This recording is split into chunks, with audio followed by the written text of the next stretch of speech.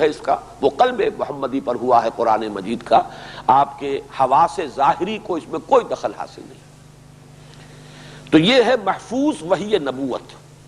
اور غیر محفوظ یہ چیز ہے کہ جو آج کل ہمارے ہاں کے جو ریشنلسٹ ہیں، چاہے وہ ایکٹیوسٹ بھی ہیں، دین کے میدان میں بہت بھاگ دوڑ بھی ہے، دینی تحریکیں بھی ہے، جد و جہد بھی ہے، لیکن اس گوشے سے چونکہ متعارف نہیں ہے بلکہ اس کا انکار کرتے ہیں، اس لیے ان کی جو بصیرت باطنی ہے اس میں یوں سمجھیے کہ اس کی ایک آنکھ بالکل بند ہے، یک رخی بصیرت ہے، ساری سوچ دینی سوچ دینی فکر یک رخا ہو گیا۔ اور وہ یہ ہے کہ یہ غیر محفوظ سلسلہ جو ہے اسی کی شکلیں ہیں، الہام، رویائے صادقہ، کشف، پھر تحدیث، جیسے کہ فرمایا حضور نے ہر امت کے اندر محدثین ہیں جن سے کہ اللہ کلام کرتا ہے، میری امت کا محدث نہیں محدث، محدث تو اصطلاح ہے علم حدیث کے جو بڑے ماہرین ہیں، ائمہ ہیں حدیث کے، وہ محدث ہیں، محدث جن سے اللہ گفتگو کرتا ہے، کلام کرتا ہے، لیکن اس کے اندر محفوظیت نہیں ہے۔ ہو سکتا ہے اس میں القائے شیطانی بھی شامل ہو جائے، ہو سکتا ہے اس میں کوئی وسوسہ نفسانی بھی شامل ہو جائے، محفوظ نہیں ہے۔ لیکن یہ کہ بہرحال محفوظ ہے نبی کا معاملہ، غیر محفوظ یہ سلسلہ آج بھی جاری ہے، تا قیام قیامت جاری رہے گا، ہمیشہ سے جاری ہے۔ اس پر بھی وحی کا اطلاق ہوتا ہے، بلکہ وحی کا لفظ جو ہے اس کا اطلاق وسوسہ شیطانی پر بھی ہے۔ ان الشیاطین لیوحون الی اولیائہم، وہ اپنے جو ساتھی ہیں، اپنے دوست، ان کو وحی کرتے رہتے ہیں۔ ایک فرشتے کے ذریعے وحی آتی ہے، ایک شیاطین کی وحی بھی ہے جس کا قرآن مجید میں ذکر ہے۔ تو نوٹ کر لیجئے کہ یہ جو علم بالقلب یا علم بالروح ہے، اس کے دو حصے علیحدہ علیحدہ، جہاں محفوظ ہو جائے گا بالکل، اللہ کی طرف سے اس کی عصمت اور اس کی حفاظت کا مکمل بندوبست ہے، نہ وسوسہ نفسانی کو اس کے اندر کوئی دخل دینے کا امکان ہے اور نہ ہی کسی القاء شیطانی کا، وہ ہے وحی نبوت۔ البتہ اس کو یہ نہ سمجھیے، بعض لوگ وحی کو ایک بالکل علیحدہ کیٹیگری سمجھتے ہیں، حالانکہ وہ کیٹیگری علیحدہ نہیں ہے، کیٹیگری وہی ہے جو عام انسانوں میں بھی ہے۔ عام انسانوں میں الہام ہے، القاء ہے، کشف ہے، رویائے صادقہ ہے، لیکن عام انسانوں میں غیر انبیاء کے اندر یہ چیزیں ہیں، محفوظ نہیں ہے۔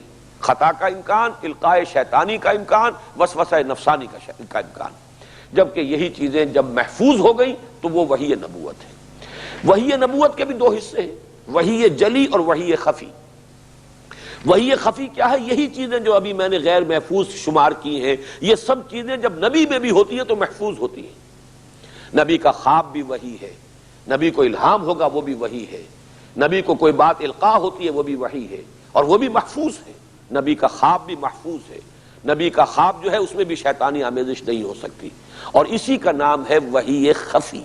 وحی جلی تو وہ کلام ہے جو آ رہا ہے اللہ کی طرف سے، جو جو کا تو لفظاً منتقل کیا جا رہا ہے، اور جو بات اللہ دل میں ڈال دے۔ نفث فی الروع، اللہ نے میرے دل میں ایک بات ڈال دی ہے، یہ بات جو اس کو ہم القاء بھی کہتے ہیں، اللہ نے القاء فرمایا ہے۔ اور جیسا کہ میں عرض کر رہا ہوں کہ یہ چیزیں عام انسانوں میں بھی ہیں، اور اسی کو آج ایکسٹرا سینسری پرسیپشن کہا جا رہا ہے، کہ صرف وہ سینسری پرسیپشن نہیں ہے بلکہ ایکسٹرا سینسری پرسیپشن کا دائرہ ہے، اور وہ تو آج کل تو تحقیق کا بہت بڑا موضوع بن چکا ہے۔ چند منٹ کا اضافہ کریں گے۔ اس وحی جلی اور وحی خفی اب دونوں کو جمع کریں گے تو اس سے پھر جو ہمیں حاصل ہو رہا ہے علم، اس کو بھی دو حصوں میں تقسیم کر لیجئے، حکمت اور احکام۔ وحی کے ذریعے سے بھی ہمیں حکمت بھی ملتی ہے اور احکام بھی ملتے ہیں۔ اس حکمت کے بھی پھر دو حصے ہیں، حکمت اصولی یا کلی، اس کا موضوع ہے ایمان۔ کائنات کی حقیقت کیا ہے، تمہاری حقیقت کیا ہے، زندگی کی حقیقت کیا ہے، یہ تمام علم الحقائق جنہیں ہم کہیں گے یہ ایمان ہے۔ اور اس کا رشتہ جڑ جائے گا ما بعد الطبیعیات کے ساتھ، یہ جو میں نے ڈاٹڈ لائنز کے ساتھ اس کا تعلق قائم کیا ہے کہ یہ انسانی علم کے گوشے سے، علم بالحواس، علم بالعقل سے جو فلسفیانہ علم ڈیولپ ہوا ہے، اس فلسفیانہ علم کا ایک حصہ یعنی ما بعد الطبیعیات، اس کا رشتہ جڑتا ہے در حقیقت یہ حکمت کلی یا حکمت اصولی سے، یا جس کو ہم ایمان کہتے ہیں۔ چند خانی حکمت یونانیہ، حکمت قرآنیہ را ہم بخاں، یا حکمت ایمانیہ را ہم بخاں۔ ایمانی حکمت جو ہے اس کو بھی پڑھو، کب تک تم پڑھتے رہو گے یونانیوں کی حکمت اور یونانیوں کا فلسفہ، مولانا روم نے فرمایا۔ تو ان دونوں میں جو ربط قائم کرنے کی کوشش ہے اس کا نام علم کلام ہے. یہاں لکھا نہیں گیا لیکن یہ ڈاٹڈ لائن جو ہے اس پر اگر آپ چاہیں تو اپنے ہاں نوٹ کر لیں, یہ علم کلام ہے. علم کلام کا فنکشن کیا ہے کہ انسان کی عقل سے جو چیزیں اسے معلوم ہوئی ہیں, فلسفہ, مابعد الطبیعات, اس کا رشتہ جوڑنے کی کوشش ایمان کے ساتھ, منطق انسانی, فلسفہ انسانی کے حوالے سے ایمانی حقائق کا اثبات, کوشش کی جائے اس کو کہ اسے ثابت کیا جائے کہ عقل سے کوئی اس کا تضاد نہیں ہے بلکہ ان دونوں کے مابین موافقت ہے. یہ کوشش ہمیشہ سے ہوتی رہی. ظاہر بات ہے کہ جب سے مذہب چلا آ رہا ہے انسان کی عقل بھی ہے اور ان دونوں کے مابین جو ہے امتزاج کی کوششیں ہوئی ہیں. رجال دین نے اس کو ہمیشہ ایک اہم کام سمجھا ہے کہ جو بھی انسان کی عقل ہے اس سے جو کچھ حاصل ہو رہا ہے اس میں اور جو کچھ اس وحی کے ذریعے سے حاصل ہو رہا ہے ان میں مطابقت پیدا کی جائے. اس کوشش کا نام علم کلام ہے. یہ یہودیوں کا علم کلام, عیسائیوں کا علم کلام, مسلمانوں کا علم کلام. اور مسلمانوں کے علم کلام کا ایک دور وہ تھا کہ جس میں امام ابن تیمیہ اور امام رازی اور بڑے بڑے فلسفی پیدا ہوئے, اور ایک دور وہ ہے کہ جس کا آغاز سر سید احمد خان سے ہوا ہے ہندوستان میں. اس لیے کہ اب جو ہے وہ سائنس کا علم اتنی ترقی کر کے آ چکا تھا کہ اب محض منطق اور فلسفہ کے حوالے سے بات نہیں ہوتی بلکہ زیادہ اہمیت جو ہے وہ فزیکل سائنسز کے ذریعے سے حاصل شدہ معلومات کو حاصل ہو چکی ہے. لہذا اس کے ساتھ مطابقت اگر کریں گے ایمانی حقائق کی تبھی آج کا انسان سمجھ سکے گا کہ ایمان کیا ہے اور اس کو قبول کرنے کے قابل ہوگا. اس اعتبار سے آج کا علم کلام جو ہے اس کی اصل اساس سائنس ہے, جبکہ وہ قدیم جو علم کلام تھا اس کی اصل اساس جو ہے وہ منطق اور فلسفہ تھی. دوسری طرف وحی خفی اور وحی جلی سے جو ہمیں ہدایت حاصل ہوئی ہے, ہدایت آسمانی, اس کا حصہ ہے احکام پر مشتمل. احکام میں اخلاقی احکام بھی ہیں اور شرعی یا فقہی احکام بھی ہیں, پھر ان میں انفرادی بھی ہیں, اجتماعی بھی ہیں.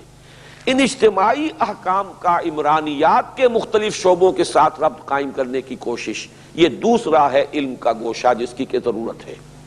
اقتصادیات کے میدان میں, سیاسیات کے میدان میں, سماجیات کے میدان میں, عمرانیات کے مختلف گوشوں میں جو کچھ انسان نے اب تک سیکھا ہے, معلوم کیا ہے, جو انسان کی جو بھی انٹلیکچوئل ڈیولپمنٹ ہوئی ہے, جو نئے نئے مسائل پیدا ہوئے ہیں, ان کا ان احکام کے ساتھ ربط قائم کرنا, ان میں ایک تعلق اور ان میں ایک نسبت قائم کرنا اور ان میں تضاد کو رفع کر کے توافق کی کیفیت پیدا کرنا, یہ بھی در حقیقت ایک دوسرا علم کلام کا دوسرے درجے کا موضوع یہ ہے. پہلا درجہ تو وہی ہوگا ایمانی حقائق کے ساتھ فلسفہ اور علم انسانی کی مطابقت, یہ ہے علم کلام کا اصل موضوع. لیکن اس سے کم تر درجے پر, لوور لیول پر, یہ مختلف جو عمرانیات کے شعبے ہیں ان کے نظریات اور اس کے ضمن میں انسان کی اب تک کی جو بھی علمی ترقی ہے یا دریافت ہے اس کے ساتھ ایک مطابقت اور موافقت قائم کرنا ان احکام کی کہ جو شریعت کے ذریعے سے ہمیں معلوم ہوئے ہیں, اور ان میں سے جو اجتماعی پہلو ہے ان کا, اس کی عقلی اور عملی برتری اس پر ثابت کرنا جو آج تک انسان نے نظریات وضع کیے ہیں یا مختلف جو اس نے مسائل کے حل نکالے ہیں, یہ علم کلام کا دوسرا شعبہ ہے. اب جو آخری بات کہنے کی ہے وہ یہ ہے کہ ان دونوں کو اس طرح نوٹ کر لیجئے کہ خلافت کی اساس وہ علم ہے سائنس کا علم, علم الاسماء ہے. یہ حقیقت جو ہے ذرا کڑوی ہے, آسانی سے سمجھ میں نہیں آئے گی عام آدمی جو ہے اس کو, لیکن جن حضرات نے میرے دروس میں شرکت کی ہے وہ اب اس کو نوٹ کر لیں. مولانا تھانوی کا بھی وہ قول دوبارہ ذہن میں تازہ کر لیجیے, خلافت کی اساس علم ہے, ریاضت, زہد اور عبادت نہیں ہے. ریاضت, زہد اور عبادت میں فرشتوں سے آگے کوئی نہیں بڑھ سکتا. اصل میں جو چیز انسان کو خلافت کا اہل جس نے ثابت کیا ہے وہ اس کا وہ علم ہے. لیکن علم وہ کون سا؟ علم الاسماء, علم ہدایت نہیں, وہ تو بعد میں تذکرہ آئے گا. فَإِمَّا يَأْتِيَنَّكُم مِّنِّي هُدًى فَمَن تَبِعَ هُدَايَ فَلَا خَوْفٌ عَلَيْهِمْ وَلَا هُمْ يَحْزَنُونَ. دوسری چیز کا, دوسرے علم کا تعلق جو ہے, یہ میں آج جرأت کر کے بات کر رہا ہوں, اس کا تعلق امامت سے. خلافت مجرد اس علم کی بنیاد پر ہے, امامت کا تعلق اس دوسرے علم کے ساتھ ہے. اور اس کے لیے نوٹ کیجئے, حضرت ابراہیم سے کہا گیا انی جاعلک للناس اماما. حالانکہ حضرت ابراہیم کی کوئی حکومت کہیں قائم نہیں ہوئی, بلکہ ان کی نسل میں بھی کہیں جا کر بہت بعد میں جا کر وہ کوئی حکومتیں جو ہیں قائم ہوئی ہیں, ورنہ یہ کہ ان کو تو اللہ تعالیٰ نے امام الناس اگر بنایا ہے تو کس اعتبار سے؟ وہ علم ہدایت کے اعتبار سے. کہ یہ جو وحی کا سلسلہ ہے تمہاری ہی نسل میں چلے گا، تمہاری ہی شاخ میں چلے گا، یہ امامت ہے، اور یہ اس کا تعلق ہے اس علم کے ساتھ۔ شاہ ولی اللہ دہلوی نے اصل میں خلافت کو دو حصوں میں تقسیم کیا ہے، خلافت باطنی، خلافت ظاہری، یعنی حضور صلی اللہ علیہ وسلم پر نبوت کے ختم ہو جانے کے بعد خلافت ظاہری تو حکومت کی خلافت ہے، اور خلافت باطنی روحانی یا علمی خلافت ہے۔ یہ ایک عرصے تک خلافت راشدہ میں یہ دونوں خلافتیں جمع رہیں، اس کے بعد یہ خلافتیں تقسیم ہو گئی۔ حکومت جو ہے وہ حکومت کے حامل اور حکومت کے جو اہل تھے وہ کچھ اور لوگ بن گئے، اور جو پھر علم کے اور روحانیت کے اور حقائق کے جو امین بنے وہ کچھ اور لوگ ہو گئے۔ تو یہ تو ان کا ایک نظریہ ہے جو میں نے بیان کیا۔ میرے نزدیک اس کی بہتر تعبیر یہ ہوگی، خلافت در حقیقت متعلق ہے اس علم کے ساتھ، وہ پہلا علم، انسانی علم، دوسرے علم کے ساتھ نہیں، بلکہ وہ تو در حقیقت اس خلافت کے صحیح استعمال ہونے کے لیے ضروری ہے، ورنہ خلافت تو انسان کو عطا کی گئی ہے علم الاسماء کی بنیاد پر۔ یہ وہ حقیقت ہے جو اس دور میں میں سمجھتا ہوں، جیسے بعض اور پہلوؤں سے علامہ اقبال کی عظمت کا میں معترف ہوں، اس حقیقت کو بھی میرے علم کی حد تک اگر کسی نے سمجھا ہے وہ صرف اقبال ہے۔ یہی وجہ ہے کہ ریکنسٹرکشن میں اس قدر مشکل موضوع جو ہے انہوں نے چھیڑا ہے کہ مغربی تہذیب اور مغربی ثقافت جو ہے وہ بھی کل کی کل باطل نہیں ہے۔ ویسٹرن سویلائزیشن کا انر کور جو ہے وہ در حقیقت وہی شے ہے جو کہ دیکھو غور کرو، ان السمع والبصر والفؤاد کل اولئک کان عنہ مسئولا۔ یہ علم انسانی جو ہے اس کے وارث وہ بن گئے، انہوں نے اس کو بڑھایا، سمجھا، اس میں ترقی کی، اس میں آگے نکلے، انہیں غلبہ دے دیا گیا۔ زمین پر ان کا غلبہ ہے، استخلاف عملاً تو ان کے پاس ہے، غلط استعمال کر رہے ہیں دوسری بات ہے، خلافت عرضی اس وقت ان کے پاس ہے، اختیار اور غلبہ اور تمکن ان کو حاصل ہے۔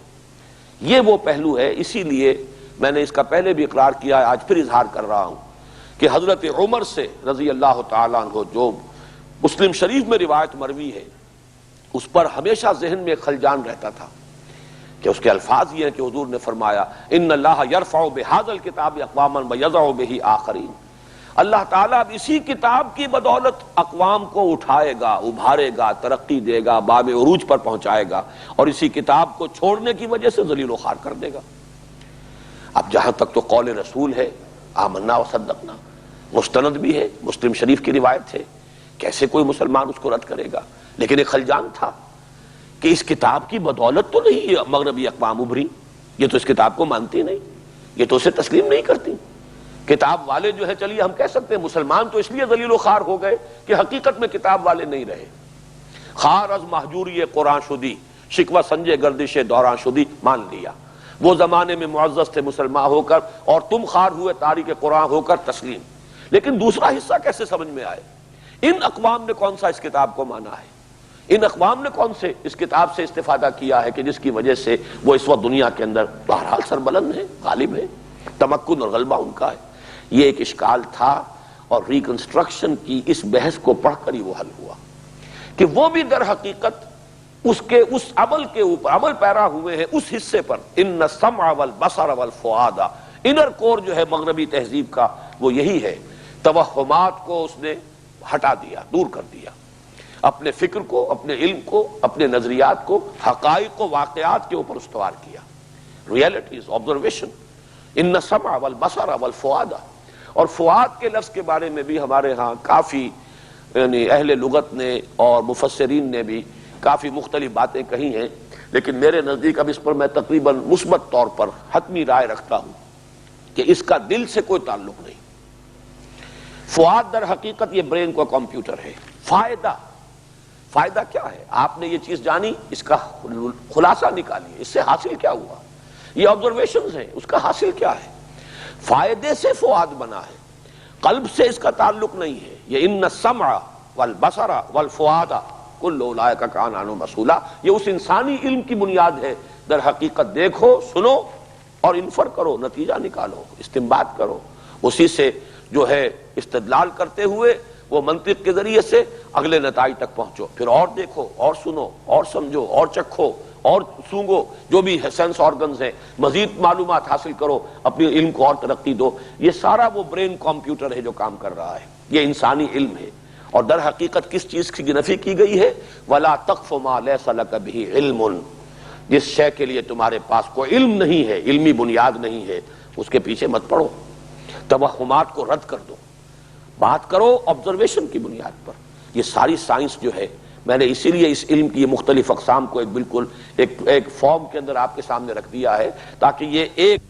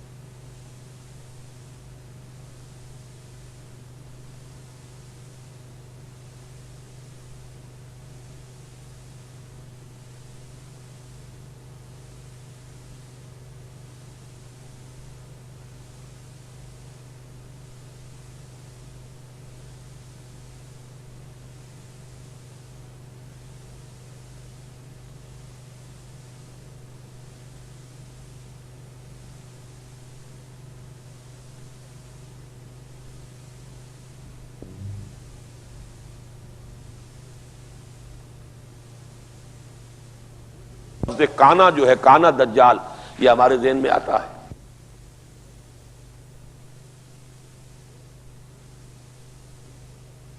شروع میں ایک علم ہے، علم آدم الاسماء کلھا، دوسرا علم اس کے اختتام پر ہے، فَإِمَّا يَأْتِيَنَّكُم مِّنِّي هُدًى۔ یہ دونوں علم دو آنکھیں ہیں، انسن اور انسانی، ان دونوں آنکھوں کو کھلا رکھے، ترقی کرے، راستہ دیکھے اور آگے چلے، تو اس کے اندر کوئی برائی نہیں، بھلائی ہی بھلائی ہے، خیر ہی خیر ہے۔ لیکن اگر ایک آنکھ کو بند کر دیا گیا، ٹھپ ہو گئی، وہی سے منہ موڑ لیا گیا، اب جو ترقی ہو رہی ہے یہ فصل و بود ہے ان دونوں کے مابین، جس نے اس سائنٹیفک ترقی کو دجالیت بنا دیا۔ وہی دجالیت ہے جس کی حدیث کے اندر آتا ہے کہ اتنا قابو یافتہ ہو جائے گا انسان، دجال کو اتنی قدرت حاصل ہوگی کہ وہ ایک ویرانے کو کہے گا کہ اس میں سے لہلہاتی فصلیں اگیں، اور وہ ویرانہ جو ہے وہ لہلہاتی فصلیں جو ہے وہاں اگیں گی، وہ حکم دے گا بارش ہو اور بارش ہوگی، وہ انسان کو دو حصوں میں کاٹ دے گا پھر جوڑ دے گا اور وہ ٹھیک ہو جائے گا انسان۔ یہ ساری جو قدرت ہے، جو ترقی ہو رہی ہے، رسل و رسائل کے ذرائع ایسے ہو جائیں گے کہ اس کی سواری، اس کا گدھا وہ ہوگا کہ جس کا ایک قدم مدینے میں ہوگا تو دوسرا یروشلم میں ہوگا۔ وہ جو اللہ تعالیٰ کی قدرت خصوصی سے ہوا تھا کہ سبحان الذی اسریٰ بعبدہ لیلا من المسجد الحرام الی المسجد الاقصی، وہ تو پھر ایک رات کی بات تھی اس آیت کے اندر کم سے کم، اگرچہ ہوا تو ہے چشم زدن کے اندر، راتوں رات لے گیا۔ یہاں پر آج آپ دیکھ لیجئے فاصلے ختم ہو چکے، ترقی انسان کی اتنی ہے، سائنس اور ٹیکنالوجی، ظاہر بات ہے کہ یہ کسی اور جگہ سے نہیں آئی ہے، یہ اللہ کی عطا کردہ استعداد ہے۔ یہ علم وہی تھا، علم آدم الاسماء کلھا، جو آدم میں ودیت کر دیا گیا، جس کے لیے پورا ایپریٹس جو ہے وضع کر دیا گیا آدم کے وجود کے اندر، اس کے اندر ودیت کر دیا گیا، اسی کا ظہور ہے۔ لیکن اس کے ساتھ وہ علم ہدایت بھی اگر ساتھ ساتھ چلتا تو کوئی خرابی نہیں تھی۔ جب اس میں سے ایک شے کا سلسلہ رک گیا یا انسان نے اس کی طرف سے اپنی نگاہ پھیر لی، اب دوسری شے جو ترقی کر رہی ہے یہ دجالیت ہے۔ اور یہ جان لیجئے وہ دجال اکبر کا ظہور بھی اب کہیں دور نہیں ہے، اور اس کی جو بھی تفاصیل آئی ہیں احادیث کے اندر، میں سمجھتا ہوں کہ آج کے مسلمان کو ضرور ان کا مطالعہ کرنا چاہیے، تیار رہنا چاہیے ان امتحانات کے لیے۔ جیسا کہ کہا گیا ہے کہ انسانوں کے لیے ایمان پر قائم رہنا ناممکن ہو جائے گا، محال کے درجے تک پہنچ جائے گا۔ اس درجے غلبہ ہوگا اس کفر کا، اور اس کا رعب اور اس کی دہشت اتنی ہوگی کہ اہل ایمان جو ہے ایمان پر قائم نہیں رہ سکیں گے۔ ایک شخص صبح کو اگر مومن اٹھے گا شام تک کافر ہو جائے گا، شام کو مومن سوئے گا صبح کو کافر ہوگا۔ یہ کیفیات آنی ہے، ان کی خبریں احادیث کے اندر موجود ہیں، اور یہ علم انسانی جس حد تک پہنچ گیا ہے، اور چونکہ ڈائیورس کر دیا گیا اسے علم ہدایت سے، ایک گوشہ بند کر دیا گیا، اس لیے اس نے دجالیت کی شکل اختیار کی ہے۔ اور اس فتنہ دجال سے حضور نے بتایا کہ تمام انبیاء پناہ مانگتے رہے، اور خود آپ کی تو وہ ہمیں دعائیں ملتی ہیں، وَأَعُوذُ بِكَ مِن فِتْنَةِ الْمَسِيحِ الدَّجَّالِ۔ تو دجالیت کی حقیقت بھی آج سامنے آ گئی۔ علم کلام کیا ہے؟ ان دونوں علموں کے مابین ان کے گیپ کو برج کرنے کی انسانی کوشش علم کلام ہے۔ ذہن انسانی سے، علم انسانی سے فلسفہ اور مابعد طبیعت وجود میں آئے، وحی ربانی سے ایمانی حقائق سامنے آئے، ان دونوں کو باہم ایک دوسرے کے قریب لانے کی کوشش، مطابقت اور موافقت کی کوشش، یہ علم کلام ہے۔ ادھر سے احکام آئے جن کے اجتماعی احکام جو ہیں اجتماعی زندگی سے متعلق، ان کا تعلق اور ربط ان سوشولوجی کے مختلف شعبوں کے ساتھ قائم کرنا، یہ گویا کہ علم کلام کا ایک دوسرا درجہ ہے، اس سے کمتر درجہ ہے اہمیت کے اعتبار سے، لیکن ویسے آج کی دنیا میں اس کی اہمیت شاید پہلے سے بھی زائد ہو گئی ہے، اس لیے کہ یہ مسائل جو ہے خاص طور پر اقتصادی مسائل، آج کا انسان اقتصادی حیوان بن چکا ہے، اور اگر اس کے مسائل کو حل نہ کیا گیا، کمیونزم جو ہے وہ بھی فیل ہو چکا، دم توڑ چکا تقریباً، لیکن یہ ہے کہ اب انسان کدھر جائے گا؟ جو لوگ کہہ رہے ہیں صحیح کہہ رہے ہیں کہ یہ سرمایہ داری بھی دم توڑ رہی ہے، لیکن جائے گا انسان کدھر؟ اب تو ظاہر بات ہے کہ نظام ایک ہی ہے، باقی جس نظام کے ہم دعوے دار ہیں اس کا دنیا میں کہیں وجود نہیں۔ اس کے لیے تو اب ضرورت یہی ہے کہ اس کا کوئی نمونہ قائم کر کے دنیا میں دکھا دیا جائے، تب تو نوع انسانی اس کی طرف لپکے گی۔ اور یہی وہ بات ہے جہاں سے میں نے شروع کیا تھا کہ ہمارے دینی تصورات میں جو تنزل اور انحطاط پیدا ہوا، وہ عمل میں سارا کا سارا زور عبادات پر، ساری گفتگو اس کے بارے میں، ساری نیکی جو ہے اس کا جو بھی ظہور ہوتا ہے انسان میں وہ عبادات کے اندر، ساری قوت اسی میں کھپ جاتی ہے۔ اصل وہ شے کہ وہ جو انسان کے اندر ایک تو علم کی اہمیت، علم میں ان دونوں شعبوں کی اہمیت، یہ نگاہوں سے اوجھل، پھر خاص طور پر عمل میں اجتماعی زندگی اور ایک عدل اجتماعی کا قیام، اس کی فرضیت کا تصور ہمارے ذہنوں سے نکل گیا ہے۔ اللہ تعالی ہمارے دینی تصورات کو اثر نو صحیح بنیادوں پر جامعیت کے ساتھ استوار کرے، اور جو اس کے عملی تقاضے ہیں انہیں پورا کرنے کی توفیق عطا فرمائے۔ اقول قولی ھذا واستغفر اللہ لی ولکم ولسائر المسلمین والمسلمات۔ میں نے آج کچھ یہ جان بوجھ